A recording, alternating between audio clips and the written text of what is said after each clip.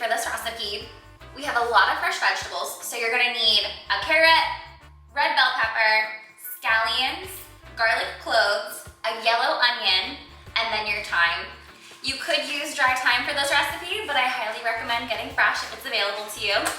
Then of course, you're going to need your green cabbage. One head should be just fine. We're gonna shred this nice and small. All right, and then we're obviously gonna have salt. You will add this to taste.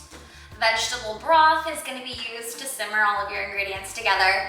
And then almost the most important thing, in my opinion, for this recipe, this is a game changer. So you have the option to use either olive oil or coconut oil when you're mixing all of your veggies together. Coconut oil makes a huge difference. I highly recommend, if you can get your hands on this, use coconut oil. If you've not yet seen my videos on brown stewed chicken or rice and peas, I highly recommend reviewing those because those are amazing other dishes that will pair with your cabbage recipe very well. So make sure you check those out and let's get started. Okay, so the first thing you're gonna do is get your cabbage all cut up. I would remove the outer leaf to your cabbage and then cut in half. One thing to note too is we don't want to use the inner core of the cabbage, so if you can get this piece right here out, we're not going to be using that in our recipe.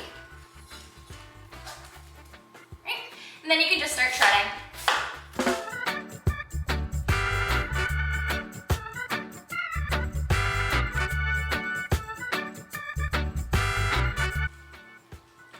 I've gotten to my core, so I'm going to take some of these pieces that I think will be fine. Get rid of this. And then just continue chopping that. Trying to make use of as much of the cabbage as you can. As you get that cut, just start putting it into a bowl. Right. I'm gonna cut my other half. Again, just make sure you're not bringing in that core. Just like that. Add to your bowl.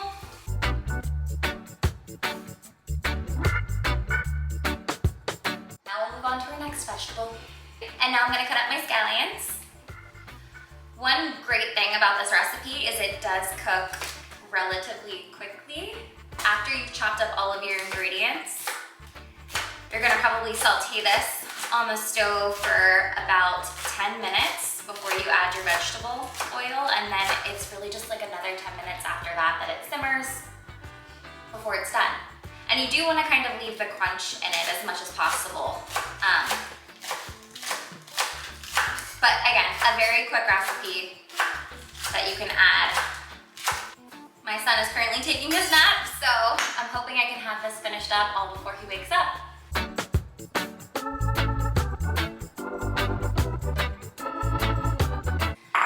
Now I'm gonna move on to my red pepper. That all chopped up. You can leave these pieces a little bit bigger. They are gonna cook down, but I do love, like, when biting into cabbage, to have a little bit bigger of a piece of pepper, if possible. So I'm gonna cut these up.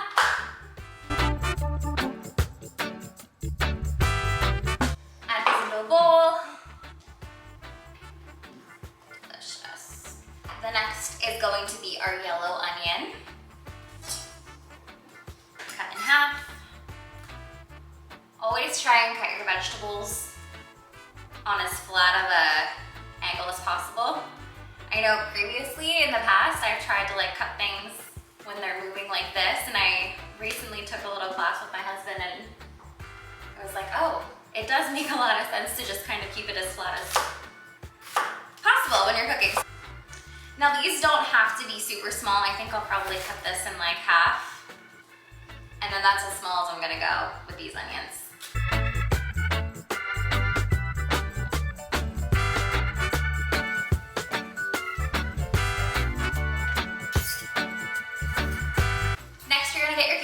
So just shred off that outer skin.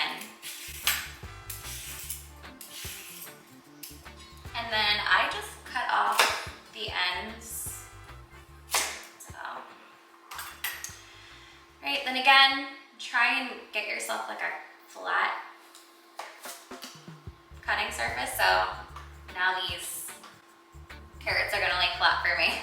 So I cut them this way. All right, then you're just gonna put that into a bowl.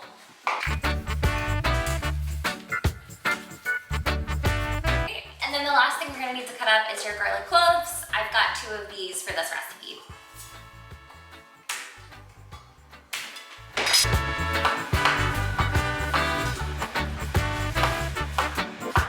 And then once that's all diced, just add it into your little ramekin. Now we're ready to start cooking the base of our cabbage. So I'm gonna turn on a pan, get it nice and hot, let it heat up before we add our oil. All right, once that's ready, you're gonna do 2 tablespoons of your coconut oil. If you don't have coconut oil, you can do vegetable oil.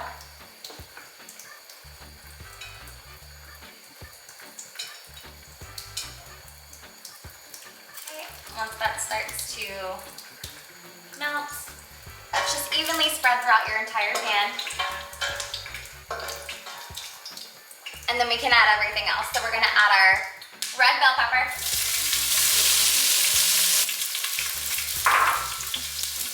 We're gonna add about 4 sprigs of thyme, your yellow onion, your green onion. That coconut oil smells so good. I'm telling you, that is the key to this recipe. You have to use coconut oil. And then add your garlic in there. Okay. You're gonna let this saute for about 2 to 3 to 4 minutes.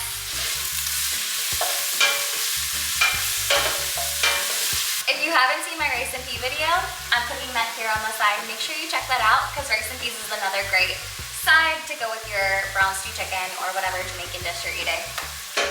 After that 2 to 3 minute mark, you should be ready to add in your carrots and your cabbage. I'll do carrots first, and then cabbage, since we have a lot of it, I'm gonna break it down into 2.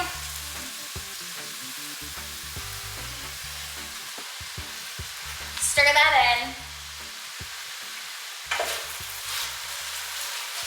And then add in your second half. This is all gonna cook down. It looks like a lot of cabbage. And you wanna add in your cup of vegetable oil. You can also do water. I think vegetable oil adds a little additional layer of flavor, so it's really nice.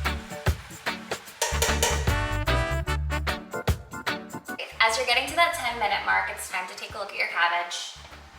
Also forgot to mention, we definitely want to add salt and pepper to taste. If you want to add additional seasonings, maybe garlic powder, onion powder, go for it.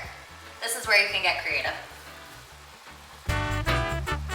Continue to stir that up. All right, depending how you like your cabbage, you can stop. You want it a little bit crunchier, stop sooner. If you like it softer, let it cook a little longer. I think I'm actually gonna turn this off and then just allow whatever heat's there to finish cooking them. But I think they're at the perfect consistency. If they get a little softer, that's okay. But right now, I think we're in a good place to turn off the heat. Once your cabbage is at the crunch level that you like, you're ready to plate it.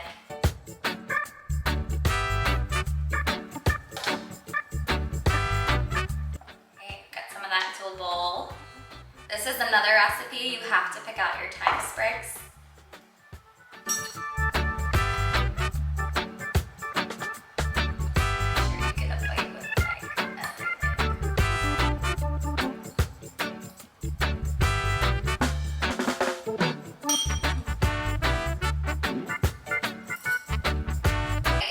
More videos like this, like, comment, subscribe. Actually, if you have a cabbage recipe and you do something different, you think it's better, leave a comment below. I definitely would love to hear and love to try different variations of this. Once you're done this recipe, make sure you check out this video on Jamaican plantain bread. Little bit of a twist on banana bread. We've got chocolate chips in there. Really nice, satisfying treat. And thank you for watching. Bye. And if you do make all the recipes in this Jamaica recipe series, your plate is going to look something like this.